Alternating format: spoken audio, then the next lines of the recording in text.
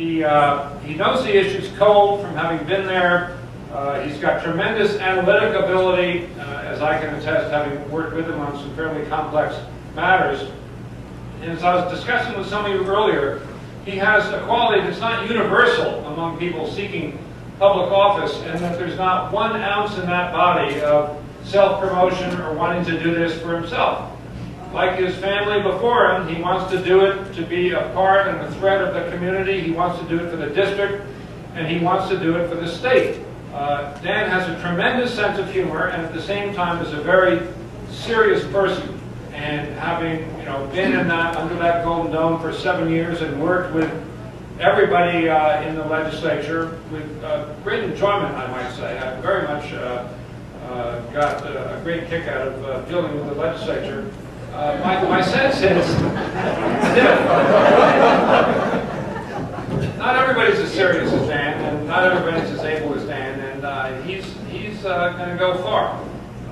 The win in the semifinals today, the primary, is the first of many to come, and it really gives me a lot of pleasure to be here at the kicking off of what is going to be a significant career in Massachusetts politics. And I know he's going to do us all proud. He's looking at the same set of issues that has bedeviled this state for a number of years. I really want to hear from the fellow who's about to fill Paul Escoco's shoes.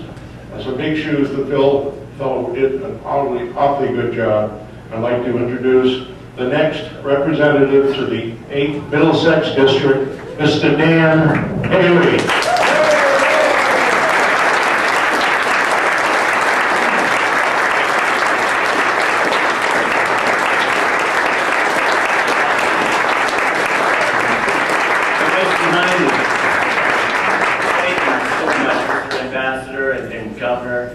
Thank you to the host committee. This is just fantastic. I'm blown away, and I wanted to bring my wife up here so everybody can see how lucky I am to have this young lady behind me.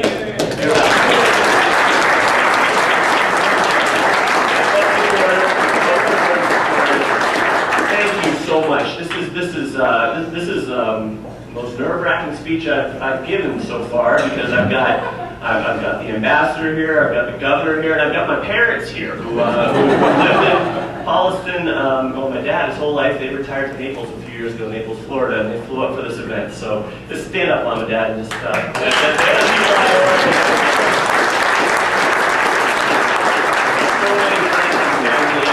me tell you how much I appreciate being here on a Tuesday night. I hope you all voted in today's primary. I'm thinking if I can't pull out a win today, I'm hoping I'm going to be 1-0 in my electoral career. But what a thing it is to kick off the general election tonight with Governor Weld, the man who the voters turned to the last time one-party control of government in this state got us in a huge fiscal mess, to clean up that mess. And Ambassador Egan, a man who all alone knows more and has done more about creating jobs in Massachusetts than the entire Massachusetts legislature put together. It's very humbling to be here and to be in the company of folks like these, and I just can't tell you both how much I appreciate this. You all probably know my general themes in this thing, and they're very simple. People ask me why I'm running, and I say, I'm running because anybody who's ever managed a budget, whether it's a household budget or a business budget, knows this very simple truth. If you spend more money than you take in, you're going to end up in trouble. And it just fascinates me that the supermajority that controls our legislature doesn't seem to understand that fundamental truth.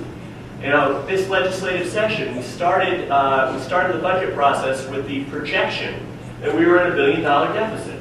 And instead of doing anything about that, they literally went behind closed doors and added $220 million in spending to the budget. They're like the engineer on a runaway train heading for a bridge that's out. Someone says, throw the brake, and they say, no, you know what, let's go faster, maybe we can jump it.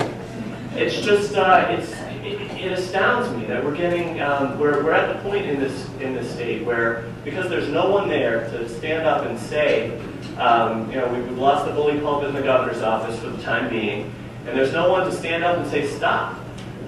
We are in a situation right now where the state just had to disclose to bondholders that we are in fact $1 billion plus in deficit, and everyone acts surprised. No one should be surprised. We started out there, we ended up there. The problem is nobody did anything about it. I'm running, very simply, to be a voice in the legislature to say, stop, to say you can't spend more than you take in, to say you can't spend more than you take in and then turn to the taxpayer time after time after time. You know, another thing that happened late in the legislative session this time was taxes were raised in the Commonwealth by close to $1 billion. And, they do it smart. They raise taxes first on cigarette smokers, and then they raise taxes on business. And at the same time as everyone running for office and everyone holding office in the Commonwealth talks blue streak about the need to attract and retain quality employers. I'll tell you something, it's another very simple truism. If you make it more expensive to do business in the Commonwealth, well, quality employers aren't going to come, and the ones that we have aren't going to stay. People act like it's all some big mystery to attract employers to the state. You know, we have people at the local level here in our district working very, very hard day after day to try and bring in new businesses to our district.